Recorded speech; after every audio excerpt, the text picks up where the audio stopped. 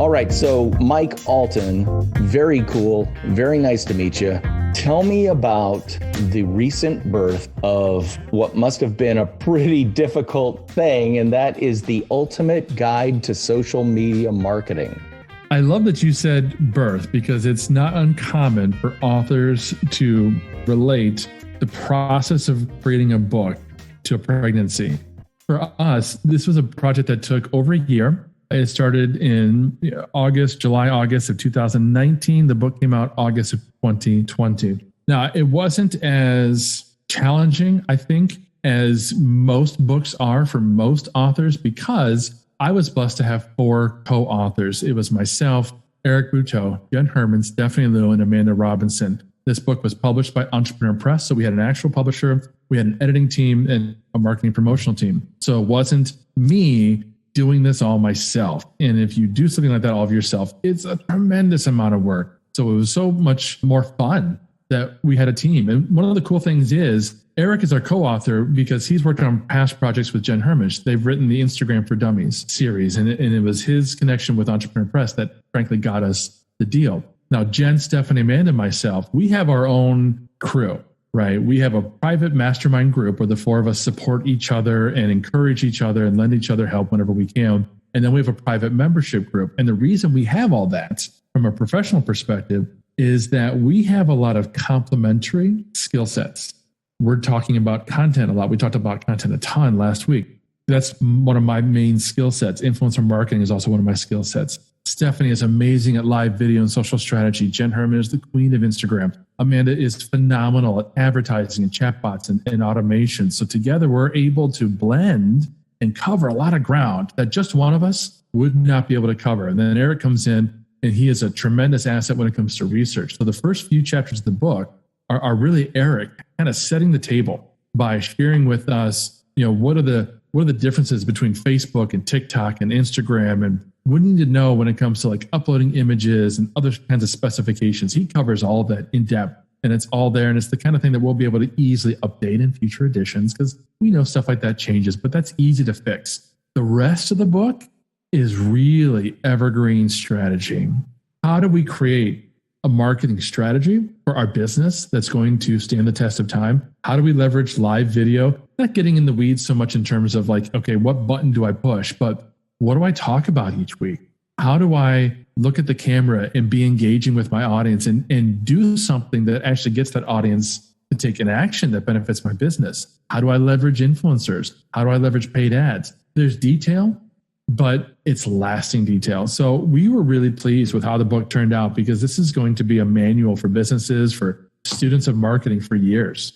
That's the key. The evergreen content to me is key because you mentioned last week a name I hadn't heard in quite a while, and that was Vine. Vine went away. It was huge for a while and it went away. Oh, and it came back kind of in the form of TikTok. Yeah. So things don't ever truly go away. Video did not kill the radio star. Radio is still around. Video is still around. Live theater is still around. Movies are still around. They're morphing. They're changing. They're having to deal with situations that vary over time.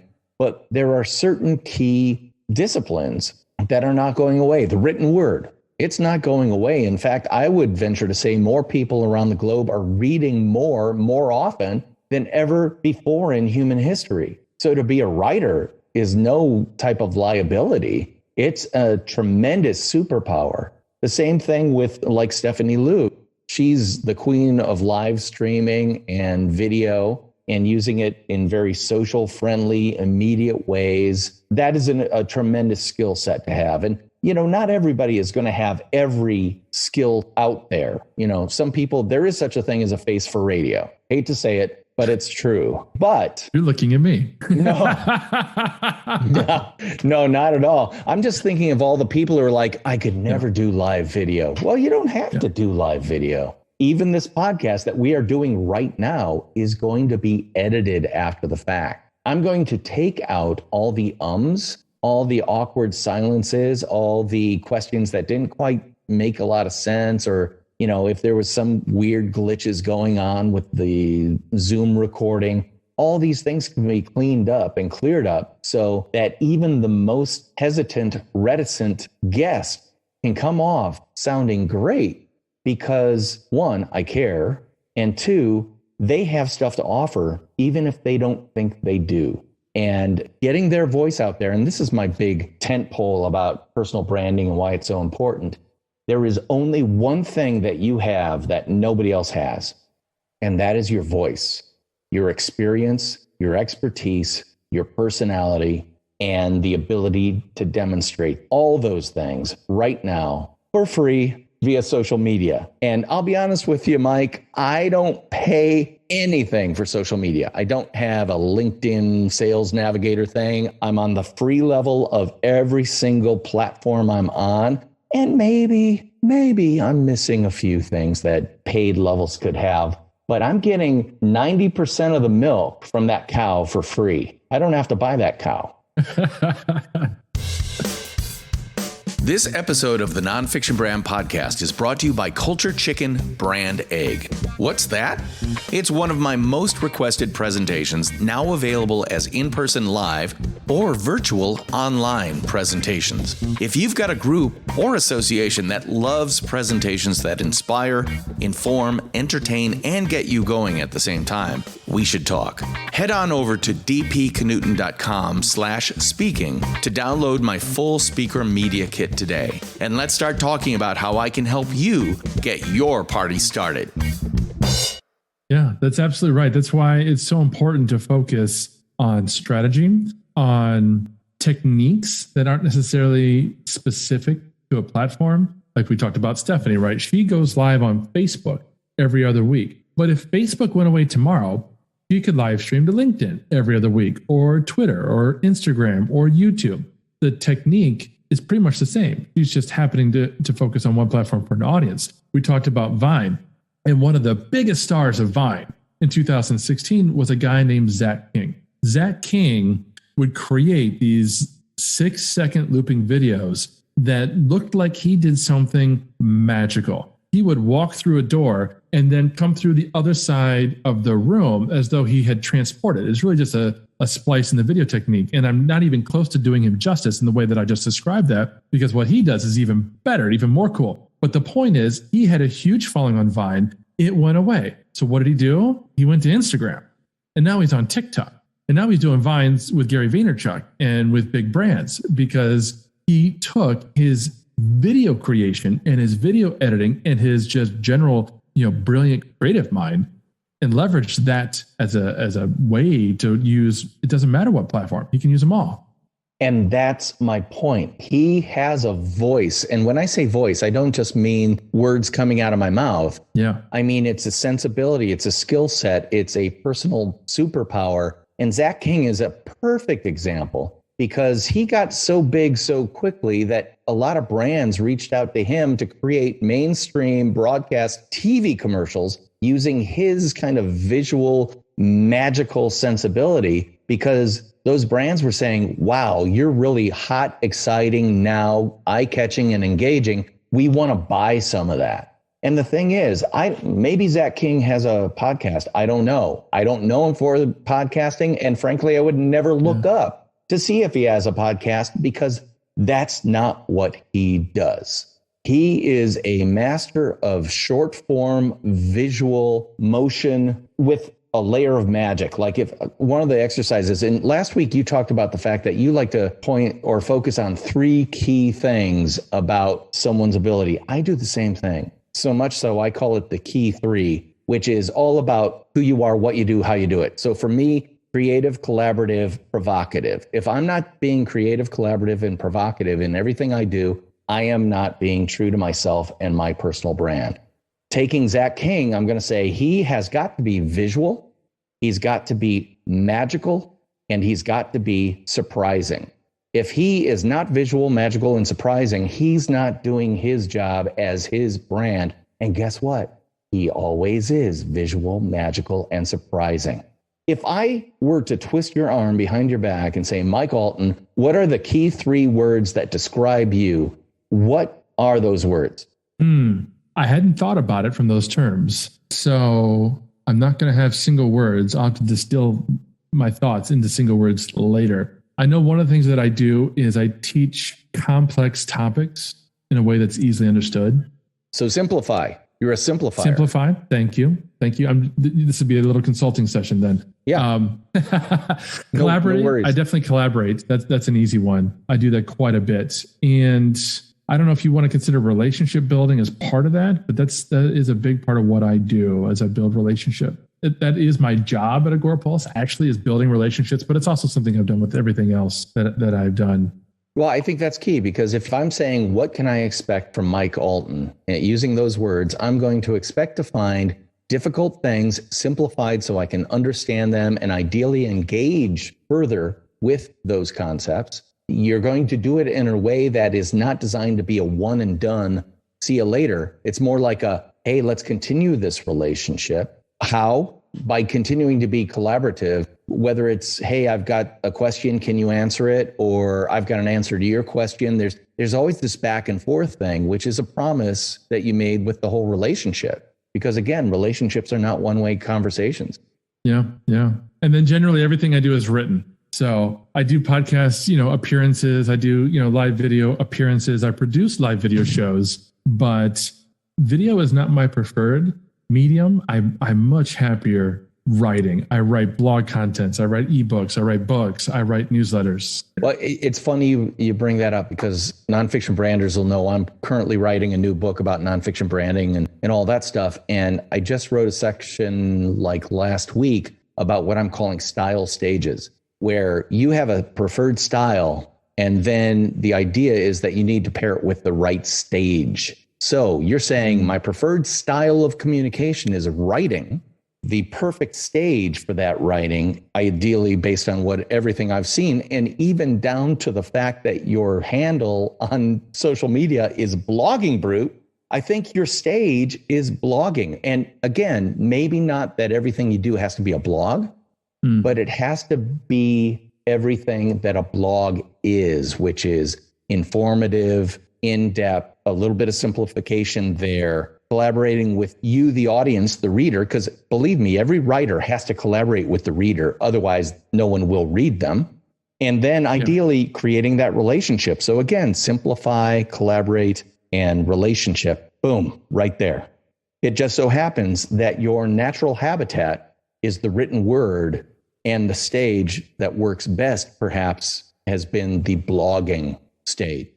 Me, the funny thing is, I have been a writer for 30 years, and I don't like writing. This quote has been attributed to Dorothy Parker, but I think it's actually someone else. She, or whoever actually said it, said, I hate writing, but I love having written. That's how I feel. And consequently, I realize this about myself. Performance is a huge part of my style stage. So performing via a podcast, performing via live stream video, performing via edited video, these are kind of my sweet spot. That doesn't mean I don't write. It just means that the writing is subservient to the greater God of performance. For me, that's different, because I'm trying to figure out how to say this, but my voice is via performance. Your voice is via written word. So my challenge to the audience listening to this is, what is your style stage? What is your style?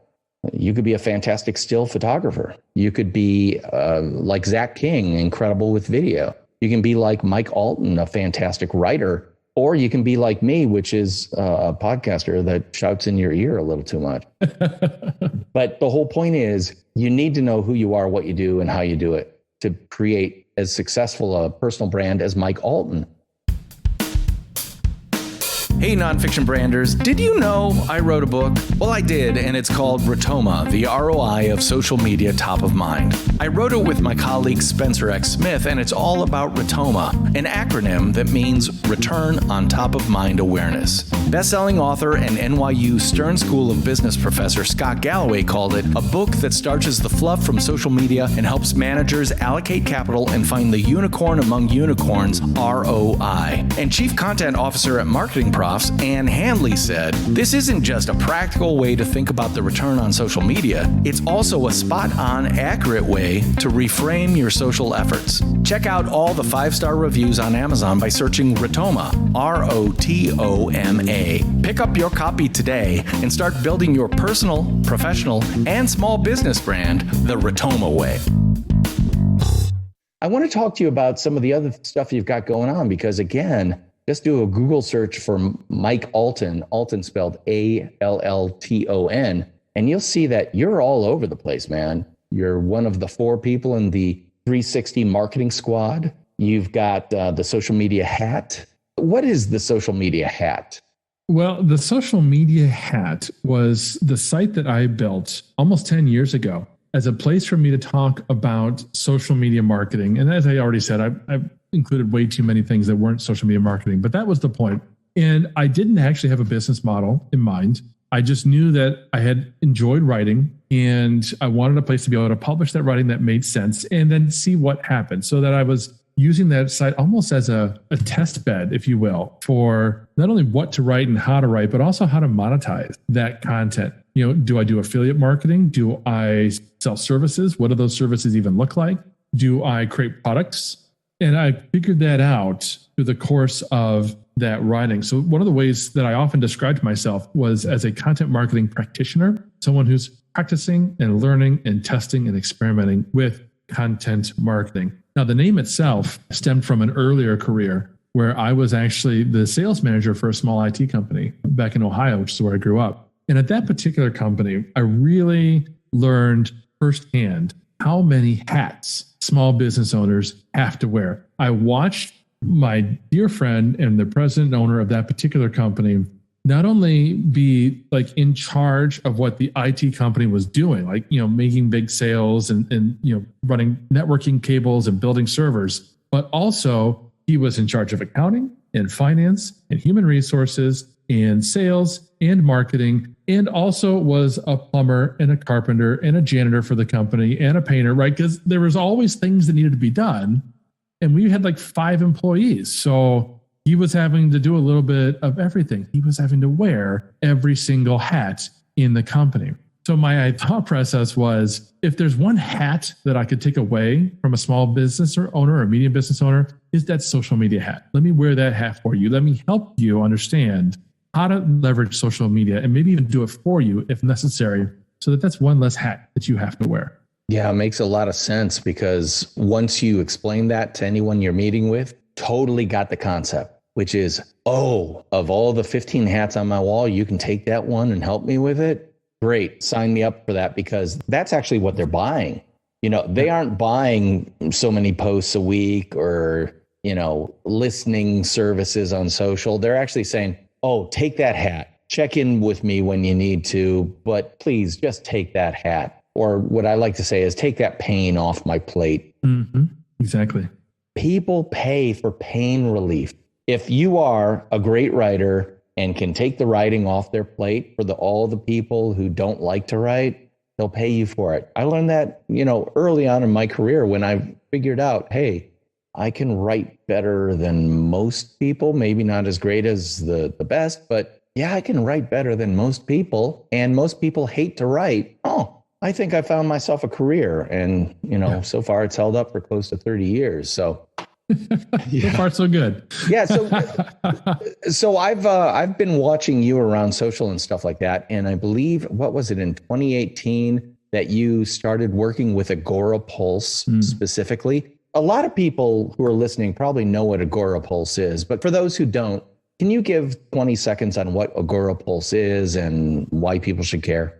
Yeah. When you as a business have multiple social platforms, it starts to become a pain to have to go to Facebook, to Twitter.com, to Instagram.com, and so on to try to manage all those networks and to respond to the comments and the direct messages that are coming at your brand, and to listen for opportunities to promote your brand and to insert yourself into conversations that are relevant to you and what potentially you could offer. So there are dashboards out there. That's what we call them. These social media management tools, they're dashboards where you can see and manage and respond to and even schedule content out to more than one platform at a time. And that's what Agorapulse is. It's what we refer to as the #1 rated social media management platform. That's what other users have decided, that we're the best. We're the easiest to use. We're one of the most affordable. That's their first and last place that they go each day to make sure that their posts are going out, all their channels, and they're listening to the important conversations their customers are having. So basically, if I understand this correctly, let's say that I'm a small business, 25 people, big enough to have a dedicated social media coordinator, not manager, not director, not anything like that, but I've got someone kind of first job out of college who's making sure that if customers are complaining about our product or service on Twitter, we hear about it quickly and we deal with it quickly. Maybe they're posting to multiple channels like Facebook, and maybe we're playing around with some of the newer stuff, but definitely the big ones. You know, we definitely want to have a B2B presence on LinkedIn. We want to have B2C primarily on Facebook, maybe some Instagram and Twitter, and. If I understand you correctly, my social media coordinator has a monitor with one screen on it, and it's Agorapulse. Is that true? That could be true. Absolutely. What Agorapulse is going to help that individual do is he or he is going to decide in advance what their strategy and campaigns are going to be. Maybe it's monthly, maybe it's quarterly, whatever the case may be. They're not deciding today what to post today if they're doing their job, right? They're deciding in advance what we're going to talk about, what our major themes are going to be, what our campaigns are going to be. And the tool does one of a couple things. The first thing it does is it helps you schedule that content out, right? You know that you're going to post 3 times a week to Facebook or whatever it is that you're going to do, whatever frequency, whatever platform. You can set all that up so that the tool handles the actual posting for you. You don't forget. It just happens, right? And that way you aren't waking up each morning scrambling to post a bunch of content to a bunch of channels. Instead, you get to wake up each morning and spend time playing with the new platforms. Exactly what you said, DP. If I want to learn how to use TikTok and discover for myself how my brand maybe could use TikTok to reach a new audience, that takes time. And that's time I don't have if I'm busy on Facebook and Instagram or Twitter. Brands, platforms, we already know. We already know what to do. We already know where the audiences are. We already know what to post. And if you as a brand don't know yet what to know, you can figure that out. You can read up on blog content and read my book, and you can figure out what to post. There's no real mystery there. The mystery is in the new platform. That's where some of the excitement is actually for social media managers, particularly today when it's kind of toxic to be on Facebook and Twitter and Instagram today. Let's go to TikTok and watch a bunch of videos and see what people are posting there and see what's really getting views and think, oh, okay, if I'm a brand, if I'm thinking about my brand, what can I actually post to TikTok that might be interesting and relevant to my audience and still be related to my brand? So that's the first big thing that a tool like Agorapulse does. The second thing it does is it helps bring into one single place all of the comments and the replies and the direct mentions, direct messages, and the mentions that are happening on all these different channels. Because you see, when you share a video to YouTube, that video can come up in search and get comments years later. I mean, years later, people can be watching your video and have a question for you. And if you aren't on top of that, you might potentially miss an opportunity. Maybe that question is something that could lead to a prospect and an actual sale. You don't know. You aren't paying attention. And what's worse is if you're using something like Facebook ads, and you're going into the Facebook ad manager and you're creating an ad for your brand, and someone comments on that ad, you don't see it on Facebook. You only see it if you go into Facebook Ads Manager and click on that ad and look at the post that Facebook created for that ad. Then you can see the comments. Or use a tool like Agorapulse, we bring it in there so that you have that single dashboard to see all that. And the third thing that Agorapulse does, that again, most of these dashboards will do, is give you reports. So again, instead of going to every single platform and saying, okay, what was our engagement like on Facebook last month? What was our engagement like on Twitter? You go into Agorapulse and you say, okay, I want a report that shows me the engagement levels on these platforms. I want to see community. I want to see time management, and put it all out to you in a PDF. That's what the tool does for you. One of the analogies I use all the time when I talk to businesses is that everybody needs to have a job that's part head, part hands. You have to have think time. You have to have do time. It sounds like Agorapulse allows you to have more think time and actually know that your hand time, the getting it done, getting it out there, getting it executed, and gathering more than you probably could if you had to do it piecemeal, like go to the individual things, it really does a lot for you. Yeah, absolutely. So one of the other things that I've been able to ferret out simply by looking up your name in print is that you've got the ultimate blogging planner for 2020. Set goals, brainstorm ideas, determine tasks, schedule activities, and get organized to succeed. Now, of course, that came out in January of 2020, but I'm guessing it's got legs beyond that, especially as we're coming to the end of 2020. Can you tell us a little bit about that? Yeah, so this was a fun project that I started a few years ago. And it came out of that content marketing practitioner title I invented, which I talked about earlier, which is that I wanted to test and try things. And one of the things I needed to try was having my own product. And as a blogger, there's not a lot of physical products you can create, but I decided, I could create a planner. And this planner is a combination of calendars and worksheets to help bloggers decide in advance, what am I going to write about? When am I going to publish it? How am I going to promote it?